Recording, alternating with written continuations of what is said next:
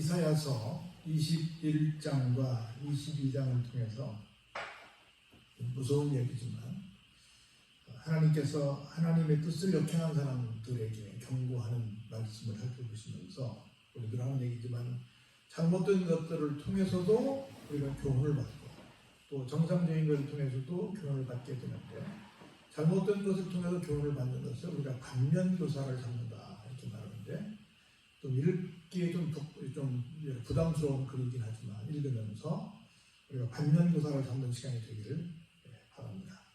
우리 1절에 이렇게 시작합니다. 해변 광야에 관한 경고라. 여러분이 가지고 계신 성경에도 다 타이틀이 되어 있겠지만 바벨론 멸망에 관한 묵시다 이렇게 말씀을 드려볼 수 있습니다. 바벨론은 이스라엘의 동쪽에 붙어 있죠. 지금으로 말하면 이라크 정도 됩니다. 우리가 그 성지순례를 가면 지금 대부분 예수님께서 활동하셨던 곳인 이스라엘과 예수님께서 잠시 피난 가셨던 여러분이 아시는 애굽, 지금 말하면 이집트지요. 그래서 두 나라를 통해서 예수님의 행적을 살피고 그리고 여러분이 아시는 모세의 행적은 역시 마찬가지로 애굽부터 시작해서 요르단을 거쳐서 이스라엘로 들어가는 그 상황은 우리가 이제 모세의 행적을 보고 또 바울의 행적을 볼 때는 이스라엘부터 시작을 해서 저 위에 레바논에서 저쪽 위에 터키로 해서 지금 여러분 아시는 이태리까지 저 스페인까지 이렇게 이어지는 부분을 바울의 여정으로 봅니다.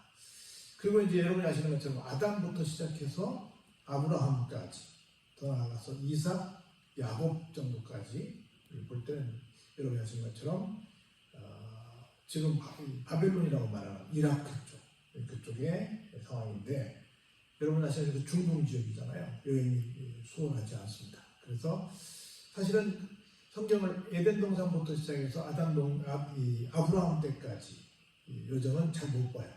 그 다음 이어서 이제 여러분 아시는 모세부터 시작해서는 볼 수 있고 역시 예수님부터는 볼 수 있고 바울의 여정도 볼 수 있고 그리고 우리가 이제 종교 개혁사 볼 때 역시 볼 수 있는데 유일하게 아브라함 전까지는 보기가 좀 어렵습니다. 그런 이루스 나온 것 중에 에덴 동산이 여기쯤 될 것 같은데 망가지고 이런 얘기 듣고 있지 않습니까? 잘 못 보는 그런 지역이긴 합니다. 빨리 그쪽도 평화가 와서 마음껏 우리가 구약 시대에 활동했던 우리 신앙의 선조들을 찾아오신 날이 왔으면 좋겠다는 생각이 듭니다. 그런 맥락에서 우리가 잘 못 가보는 곳이지만 이라크 쪽에는 바벨론에 대한 멸망에 대한 얘기를 좀 해보려고 합니다. 볼까요? 적병이 광야에서 두려운 땅에서 내게 회오리 바람같이 몰려왔도다. 이렇게 시작을 하죠. 혹독한 묵시가 내게 보였도다. 속이는 자는 속이고 약탈하는 자는 약탈한다. 엘람이 올라가고 메대어 에워싸라. 그의 모든 탄식을 내가 그치게 하였노라 하시도다. 이러므로 나의 고통이 심하여 해산이 임박한 여인의 고통 같은 고통의 달을 엄습하였으므로 내가 괴로워서 듣지 못하며 놀라서 보지 못하도다. 우리 지난번에 잠깐 봤어요. 얼마나 그 예언의 말씀이 무서웠는지 그 말씀이 내 몸으로 느껴지면서 되는 거야. 그러면서 얼마나 처참하게 이스라엘을 괴롭혔던 바벨론이 멸망하게 되는가를 얘기합니다. 제가 지난번에도 그렇게 설명을 드렸는데 하나님께서 이스라엘 백성들이 잘못을 하게 되면 주변 국가를 막대기로 사용을 하십니다. 그래서 하나님의 백성들을 징치하시고 깨닫게 하시는데 그것이 끝나고 나면 하나님의 백성들을 괴롭힌 사람들도 반대로 응징하시는 왜 내 백성을 건드렸어? 좀 재미있는 얘기가 펼쳐지고 있습니다. 그래서 볼까요? 내 마음이 어지럽고 두려움이 나를 놀라게 하며 희망의 서광이 변하여 내가 떨림이 든다. 하나님의 무서운 심판 얘기를 들으니까 떨리죠. 그들이 식탁을 베풀고 파수꾼을 세우고 먹고 마시도다. 너희 고관들아 일어나 방패의 기름을 바를지어다. 주께서 내게 이르시되 가서 파수꾼을 세우고 그가 보는 것을 보고하게 하되 와병대가 어떻게 와요? 쌍쌍이 오는 것과 나귀떼와 낙타떼를 보거든 귀 기울여 자세히 들으라 하셨더니 파수꾼이 뭐라고 말해요? 사자같이 부르짖기를 주여 내가 낮에 늘 망대에 서 있었고 밤이 새도록 파수하는 곳에 있었더니 보소서 와병대가 쌍쌍이 오나이다 하니 그가 대답하여 이르시되 뭐라고요? 함락되었도다 함락되었도다 바벨론이여 그들이 조각한 신상들이 다 부서져 땅에 떨어졌도다 하시도다. 이 당시에 이 전쟁의 특징이 한 가지가 뭐냐면 전쟁에서 졌다. 그 두 가지가 어려운 점입니다. 하나는 당연히 전쟁에서 졌으니까 죽임을 당하기도 하고 포로로 끌려가기도 하고 부상당하기도 하고 내 재산을 빼앗기기도 하지요. 이런 실질적인 이 피부에 와닿는 그런 어려움이 있지만 또한 어떤 문제가 있냐면 그들이 섬기는 신상이 부서집니다. 각 나라마다 섬기는 신이 있을 거 아니에요. 어떻게 보면 내 몸이 부서지고 내 재산이 망가지는 것보다 더 이 당시의 사람들에게 더 큰 충격은, 더 큰 어떤 아픔은 뭐예요? 자기들이 그렇게 절대적으로 믿었던 자기들의 신상이 무너지는 거야. 그렇게 해서 철저하게 자기들이 큰 낭패를 본다는 것을 여기서 얘기하고 있는 겁니다. 그래서 볼까요? 내가 짓밟은 너요, 내가 타작한 너요, 내가 이스라엘의 하나님 만군의 여호와께 들은 대로 너희에게 전하였노라. 분명하게 나는 이런 끔찍한 일이 생긴다고 누구의 말씀을?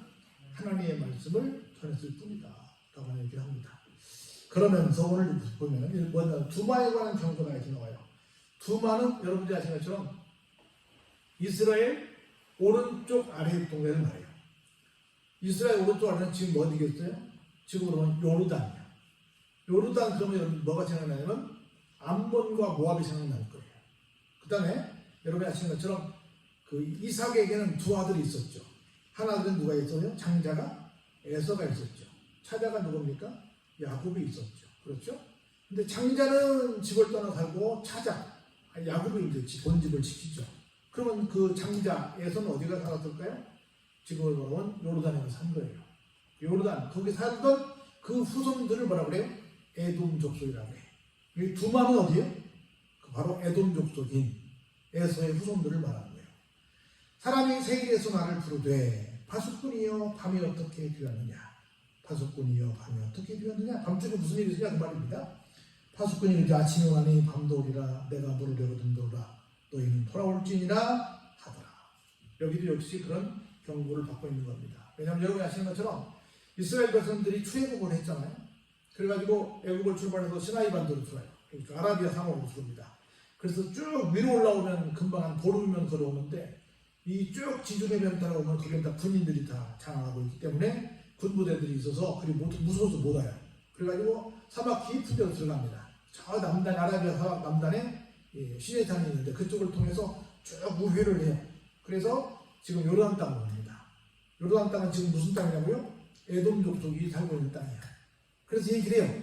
우리 옛날에 같이 한 형제였다. 그러니까 우리가 당신들에게 절대로 재산적인 피해를 주지 않고 그냥 지나갈 테니까 그냥 당신의 땅을 지나가게만 해다오 부탁을 합니다.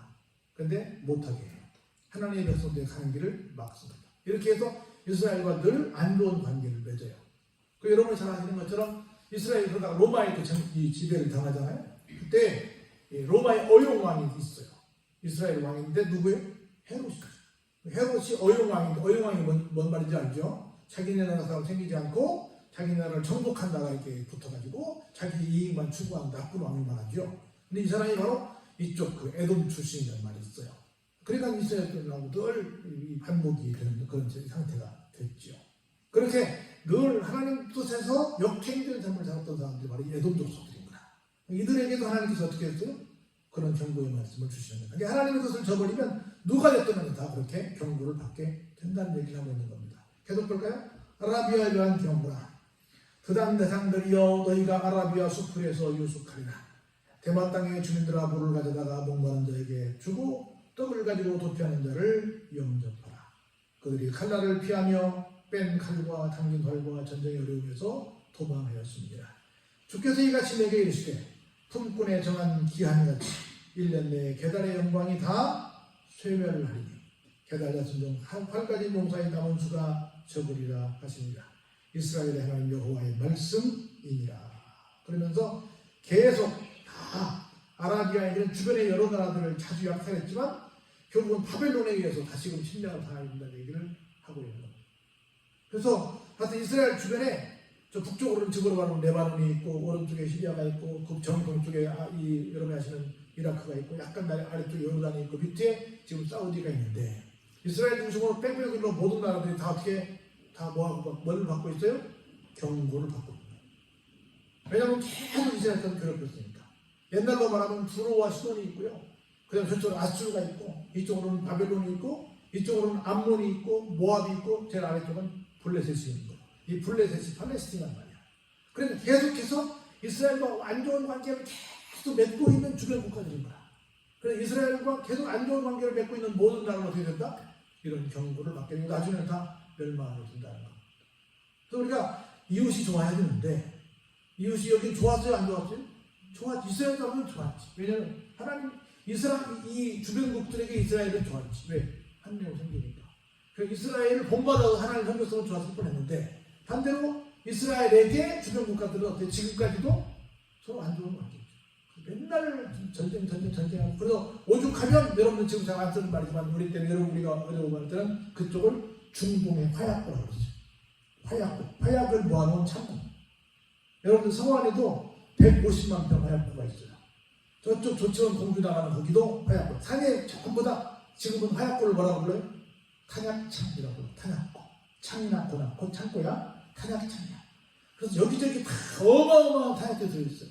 그 전쟁이 나면 바로 거기서 때릴 거니까 우리가 사실 위험합니다. 우리 근처에 엄청난 탄약들이 다 거기에 좀 숨겨져 있습니다. 그걸 다 구현시키고 있는 거예요. 화약고.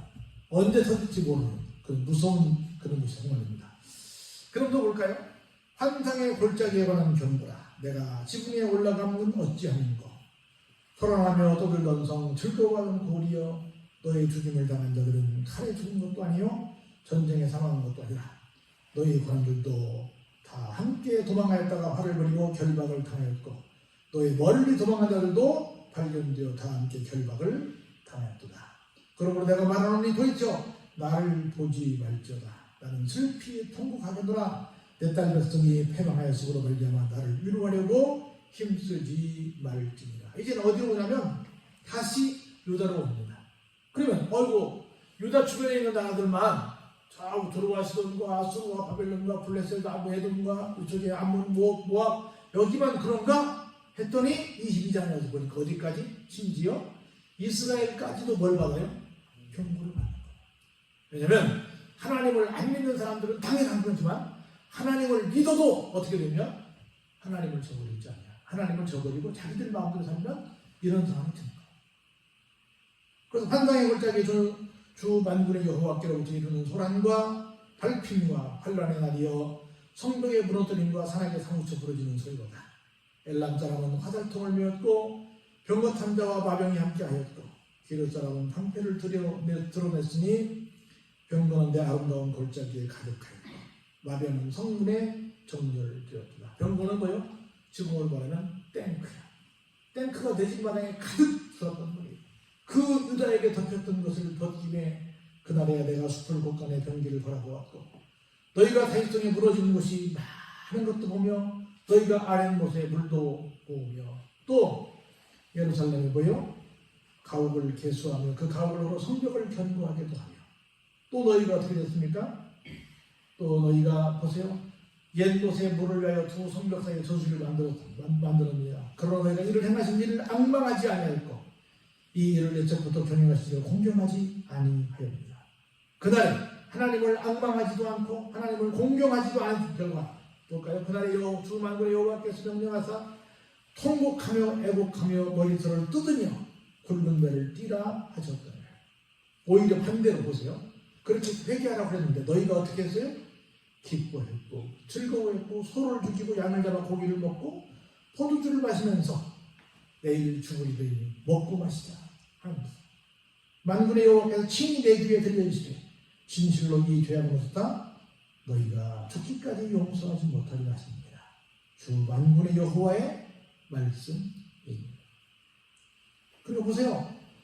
아무리 기가 막힌 나라는 할지라도 하나님께서 아무리 특별히 사랑하신 나라는 할지라도 끝까지 하나님의 기회를 줄 때 뭐하라? 회개하라 라고 했으면 어때요? 회개해야 되는데 회개하지 않고 끝까지 그냥 자기들 마음으로 사는 하나님께서 그들을 어떻게 해요? 정말 기가 막힌 아픔의 날을 그건 선물하는 것도 아니죠. 그건 주신다는 말씀을 여기서 우리에게 들려주고 있는 겁니다. 절대로 회개하지 않는 하나님께서 이 예루살렘을 향해서 경고하시는 물증을 볼 수 있습니다. 그래서 우리가 종합적으로 보면 21장, 22장을 모두를 보면 이렇게 말씀드릴 수 있어요. 하나님과 대적하지 마라. 하나님의 사람들을 공격하지 마라. 하나님께서 기회를 줄 때 기회를 받아라. 언제나 저는 그 얘기하는데 삶이란 곧 뭐냐? 기회다. 라이프 is chance라고 그러는데 삶은 기회예요. 어떤 기회냐? 회개할 기회다. 회개하면 반드시 우리에게 새로운 길이 열립니다. 그런데 회개하지 않으면 끊임없이 뭘 받게 돼요? 경고를 받게 돼요. 여러분 경고를 받는 인생이 되고 싶습니까? 축복을 받는 인생이 되고 싶습니까? 우리 모두가 축복을 받는 인생이 되었으면 좋겠어요. 할렐루야. 누구나 다 잘못할 수 있습니다. 누구나 다 실수할 수 있어요. 실패할 수 있습니다. 그런데 우리가 어떤 경우에도 어떻게 하면 하나님 앞에 경고를 받지 않고 축복을 받는 사람이 될까를 생각해보면서 이 기회를 잘 선용하시길 바랍니다. 오늘도 여러분들 이렇게 다른 사람들은 지금 공부한다, 어디가 뭐 한다고 어떤 시간을 보내고 있을지 모르겠어요. 젊은 친구들일 때. 근데 젊은 친구들이 와서 이렇게 하나님 앞에 이렇게 헌신하는 모습이 얼마나 하나님 기뻐하시겠어요. 여러분들이 다 뭔가를 나는 이 시간을 뭔가 쌓고 있는 거야. 어떤 사람은 축복을 쌓고 있고 어떤 사람은 경고를 쌓고 있어요. 여러분 모두는 지금 축복을 쌓고 있어서 축하를 드리고요. 끊임없이 경고를 쌓는 것이 아니라 축복을 쌓는 복된 삶을 사시길 주의 이름으로 축원합니다. 은혜가 풍성하신 아버지 하나님 감사와 영광과 찬양을 올려드립니다.